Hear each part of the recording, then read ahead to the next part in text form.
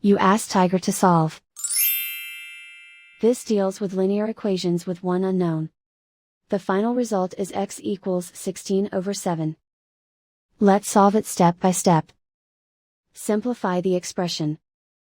Expand the parentheses. Multiply the coefficients. Simplify the arithmetic. Group all constants on the right side of the equation. Add 70 to both sides.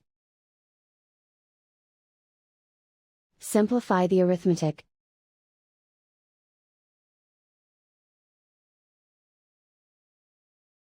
Isolate the x. Divide both sides by 14. Simplify the fraction.